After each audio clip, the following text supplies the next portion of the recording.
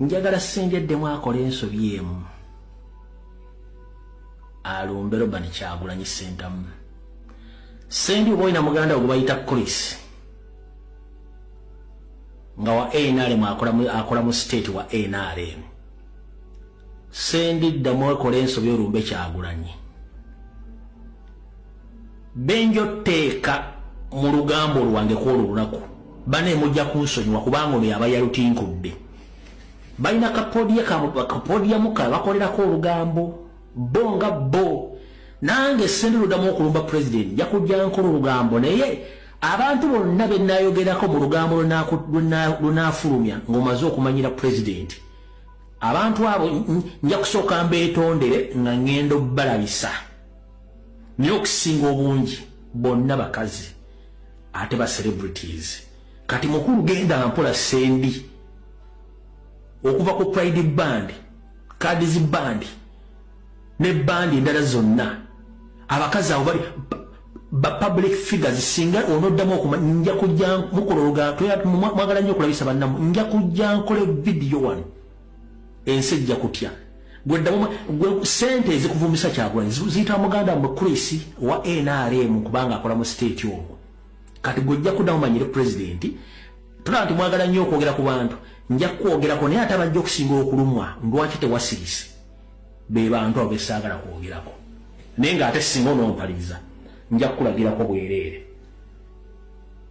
owulira bulungi nja kukulagirako bwereere. In fact banabattira obufumbo bwabwe saa zino gye bali beemanyi bulungi nnyo ompulya bulungi nnyo kati genda mpola ng'omanyira Kyagulanyi yogera ebirungi NRM byekoze va ku Kyagulanyi ate n'ekirala njala kutegeeza sendi ku myaka gy'olina n'ebizibu by'olina wandibadde ofa nnyo okutegeka okuziikako kubanga muzeeyi kyansi tokyalina budde buli awo bw'amaanyi nnyo okusinziira ku likolize nafunye muzeeyi kyansi tokyalina myaka giri mingi nnyo mu nsi wandibadde otegeka okuziikako naye ate fane ndafu ne bagenda okuziika ettaka mwalitunda ne mukulu w'ekibuga Andrew Benon ery'Ennakawuka kale bagenda baziika oba mu paaka empya simanyi naye nga gosiro nja bifuna very soon nja kebera musimuso obudde bw'eddembe naye nga nkulabulidde olegamba bw'omanyi byewakolanga ku Pride Corner, Pride Band, Cardi's Band ne bandi z'endala nja kukulabisa ojja kutegeera ojja kutegeera.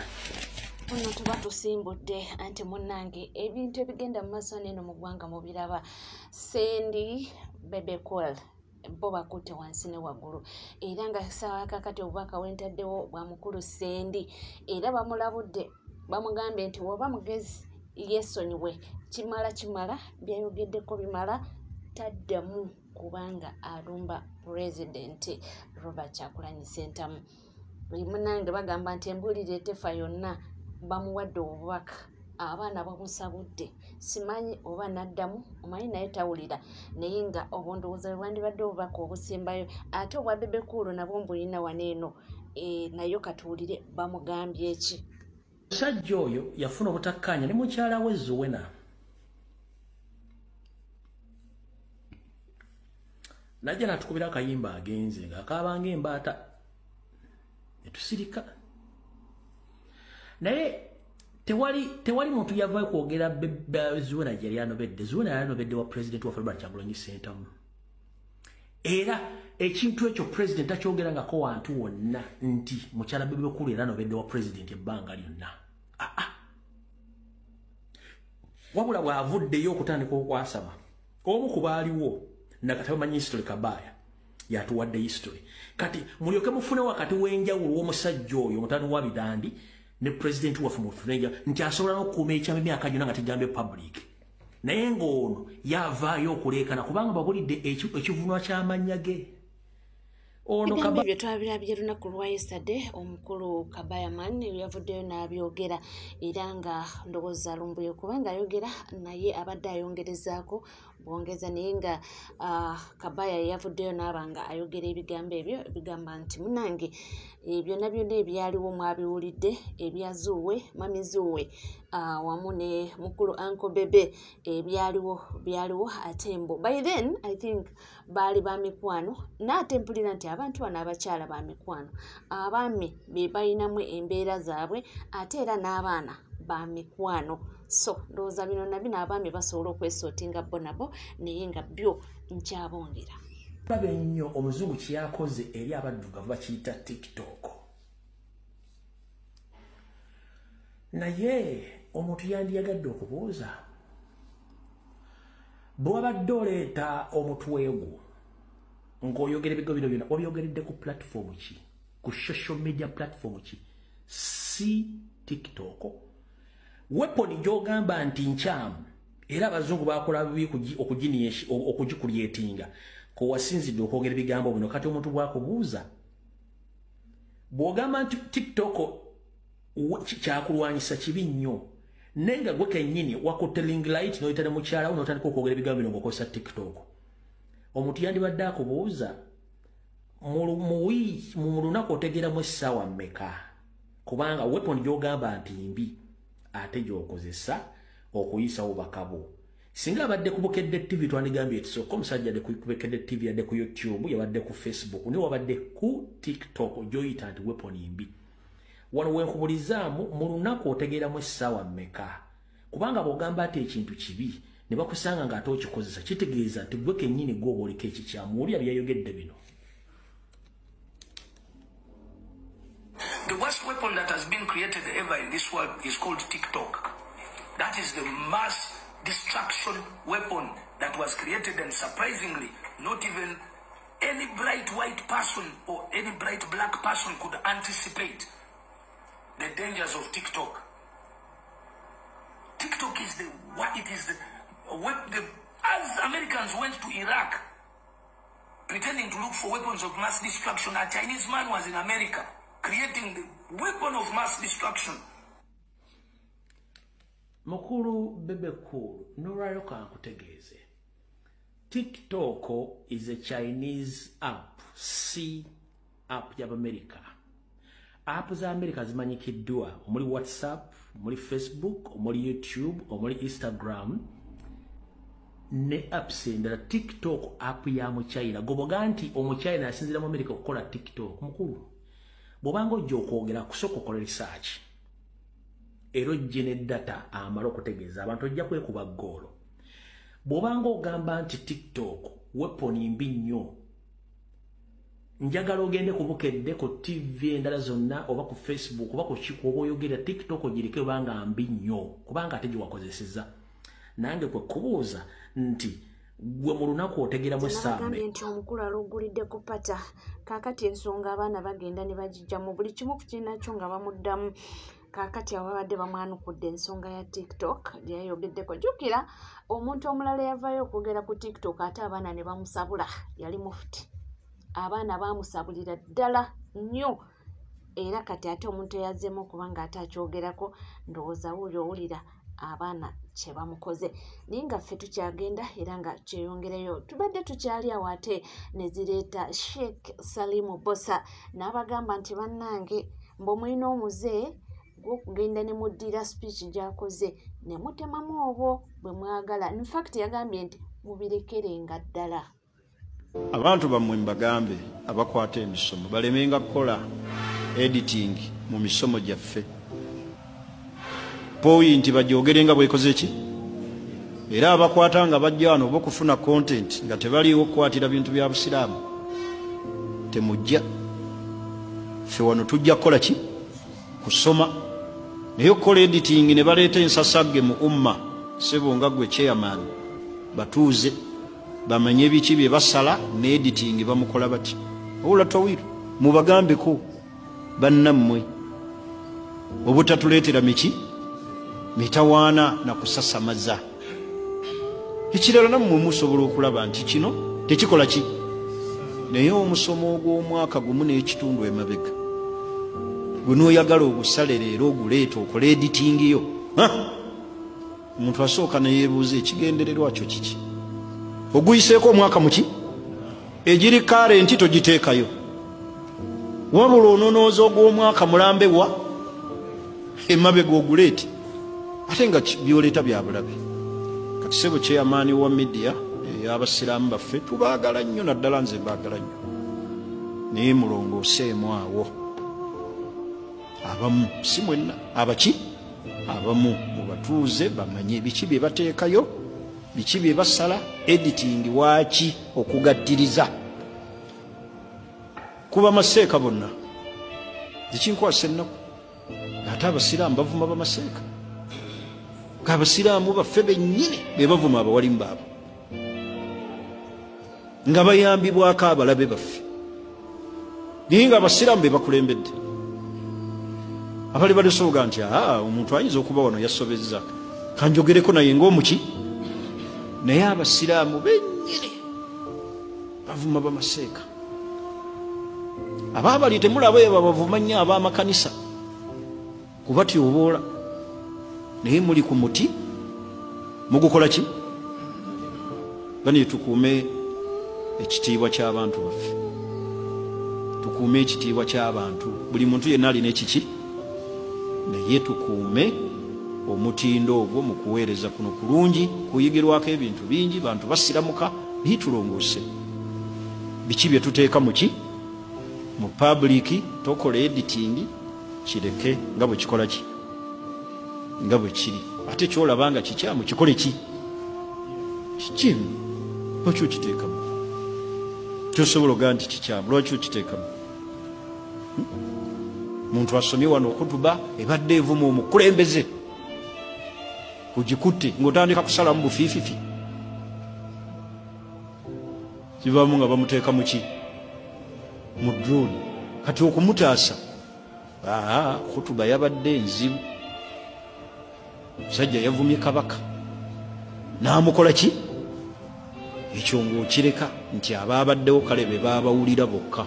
Kino nakyogedde oluvannyuma lw'abaana okubanga bazziza obutambi buli emabegako we yalinga ng'ayogera ng'abuulira ng'akaaba nti batutta, batumalawo, tugenda wa, ffe tunaakola tutya, era nga alaga mu butuufu nti regimu mbi. Ne bakomyawo akatambi ako ate ne baleeta na kano akali recent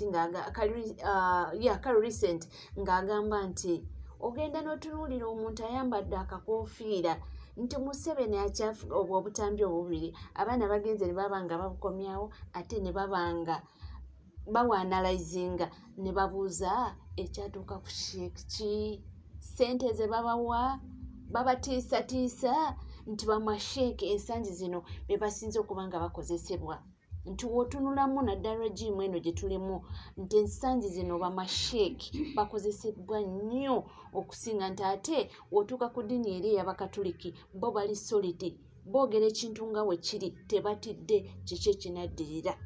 So si musanyufu era avuddeyo n'akyogerako. Omulowooza Hajati Hadija Namyaro yeewunyisizza ensi avuddeyo n'ategeeza ensi yonna, kubanga munange ebintu woolaba oyogerera mu maaso ga kamera tebikoma wano. Abaana bashayalinga obutambi ne bugendera ddala ddala.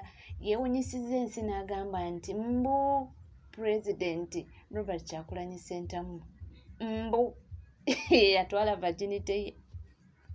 Eyanzijjako virginity nga temumwogerako. Oyagala mutugamba Kyagulanyi eyanzijjako virginity nga temumwogerako, mwogeraku mmwe byomumanyi, kubanga era we mwakoma okutegeera. Gwe bagambya neegaana. Twabeeranga wali eri ekamwokya nga ku Mariandi naye owa Antoine. Tebajjanga baba bayaye ba Kyagulanyi biki. Ajja osobola okuddamu statement eyo. Kati by'oyogera olowooza njogera byakuddisa, mumanyi mugenda kuvaayo mu nvume ye njagala lumbuye oba oyogera omutuufu eyanzija ku virginity. Tokwata butambi buno bukookere bwe mwateekawo. Gweyogera ebituufu nti Kyagulanyi ye yajjako Namyaro virginity. Gambo byange mwandigamba ensala omugambo. Naye ate abantu ba NRM bano budde obusinga ebigambo byabwe tebeewunyisa bantu kubanga one bakolera nnyo kabampaani ekyokubiri baagala nnyo okupulizinga omuntu ayogera ekintu mu maaso ga kamera abanaawulira banaasanyuka tuze tubiraba juzi wano omukulu balamu barugaala yayokya mu butuufu n'avaayo n'okudifendinga ba NRM bo kennyini ne bavaayo ne bamusabula ne bagamba nedda olimbye nnyo baamusabula mu butuufu nga balabira ddala tebalina nange gye basobola okudifendingamu ebintu byali ayogera mu maaso ga kamera bonna abasinga obungi baavaayo ne bagamba nedda sino sikakugamba nti oyagala kupulizinga muntu ebintu nga byayogera tebigatta kwegamba nga ne bannamawulire bavaayo okumuwintavuinga n'atuuka gy'atuuka nga talina nange gy'asobola okubanga ebigambo byayogera abidifendinga oba nga mu butuufu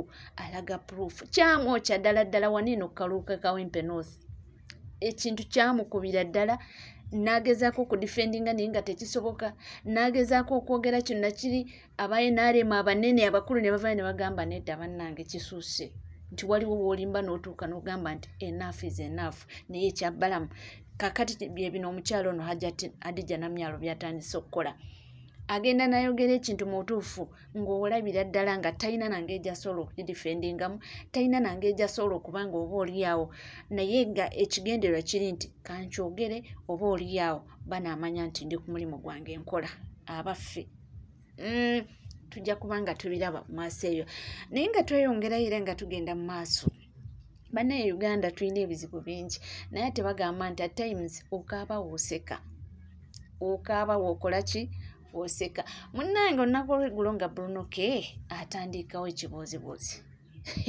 twabagambye wano nti Bruno alina nnamba era nti munnange abamukozesa ne bava eri ate ne bamuvoola ne bamuvuma Bruno mulalamo yali mu boys demestre ebintu ne byagenda engeri gye bagendamu naye ng'ate mu bonna Bruno alina following ne bitatambula bulungi nadde eno ku kyampanya era Bruno alina following ye ebyavudde mu abirabye Bruno yakoze live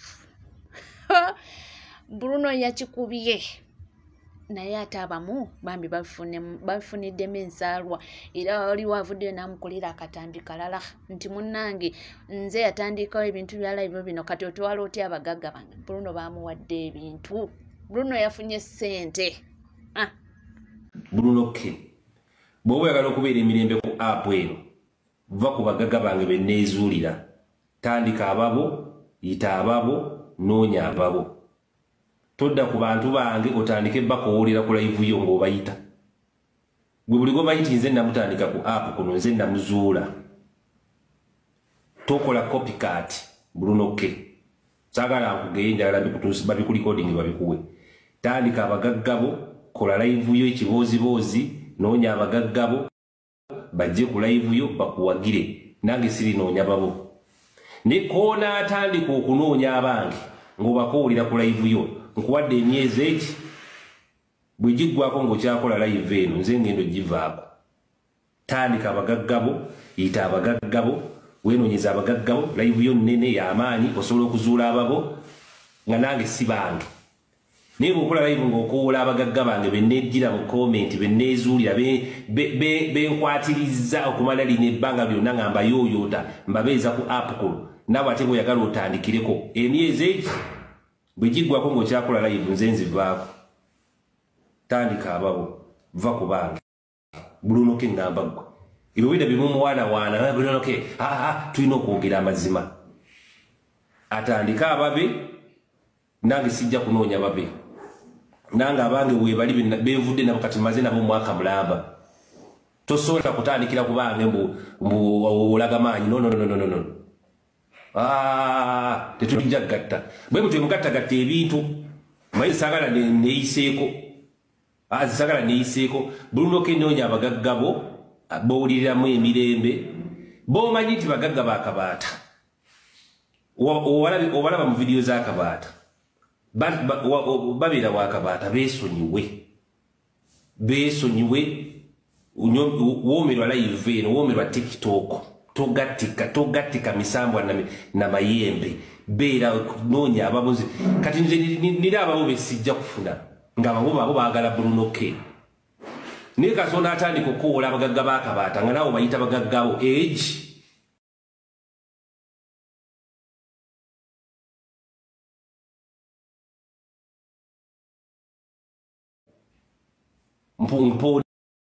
ninga Bruno ko muyimbi zino live competition ani asigala wani avaawo yinso kwa live ziri mu sawa zezi mu kiro kasota ali live nga iri mu sawa zezi mu kiro kiba kitegeza competition Edward kitegedde tuli mu competition ya live kati ani ayina abagagga ani abasigaza ani ayina abagagga abagula tikiti kisinza okunyumira mu kintu kino amuwoninze mbu abawadde birabo abawadde Bruno K ebirabo bagagga bono awoninga era namulabyeko ne ku live ye nga abayombesa nti omuntu n'abaano n'akaaba ebizibu naye ne mutamuwa ate oli n'akola live ne muyira ebirabo mbu nalabye abadde bakalculatinga nti ebintu ebimu mwabaddemu ng'obukadde like 1.4 kale mbu omugatta ayinza okuba yafunye obukadde obuwera obutaano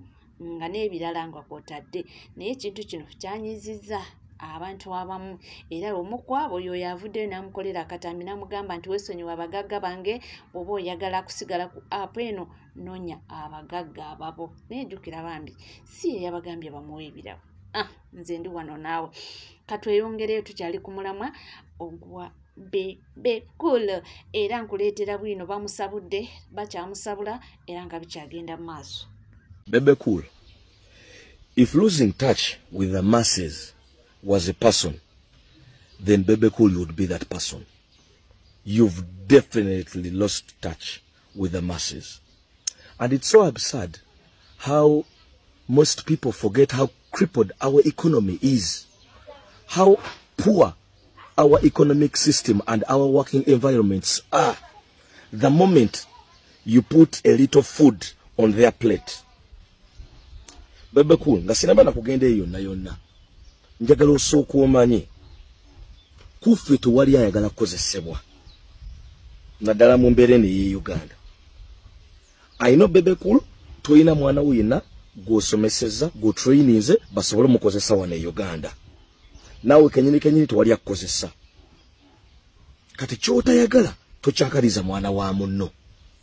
You are talking about working 2-3 jobs in Uganda. In Uganda. Nga sinaba nagenda bweru. Do you know the main reason why people invest in African countries? To exploit our labor. The number one thing that is exploited in Africa is labor. Modern day slavery, my dear. Look at the working environments. Look at the hygiene. Look how our people are fed at work. Look at the sleeping conditions. Working with no allowances. Look at the time. An employer expects you to work for 10 hours a day. Then look at the payment plan. Look at the average salaries. We still work for under $100 a month. Now, since our labor is exploited, the moment you work one job, you're already exploited.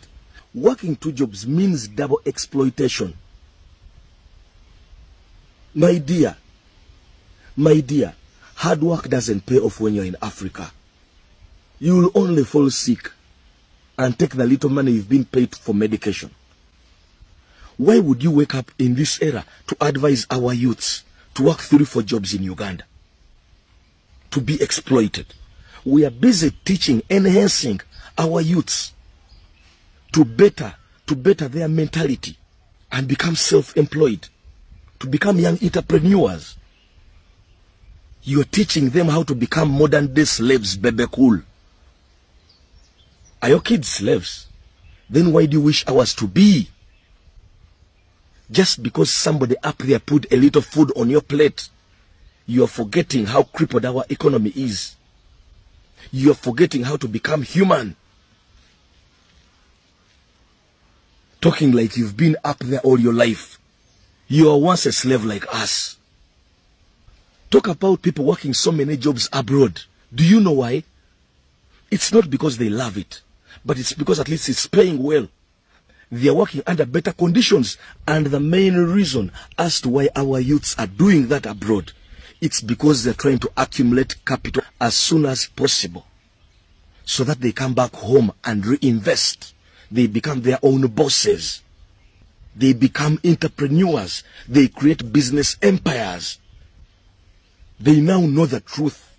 They now know the reality of getting rich, of being wealthy, is not being employed. It is employing, job creating. That's the reason why they're working 2-3 jobs a day. So my dear Bebe Cool, I know you're looking for relevance 2026, but do it the proper way. At least stay with that humanity by wishing well for others. You can still patch things up and do things the right way, and start by wishing well for others. Gambe nsala ekigambo si bigambo byange mubiwulidde nze ndiwo kubanga mbe baleetera ndowooza z'abantu era naye za Bebe nazibawadde wano ne muwulira yabadde agamba ki byeyo gwegwo omuliro gw'owulira abantu nga bamuddiza naye nga webale kubanga wekumidde ku NCK TV kugamba bugamba nti munange webanga tona subscribinga kekadde subscribinga ringinga that notification bell sharinga likinga ebisigadde nkomawo nabyo tovaawo.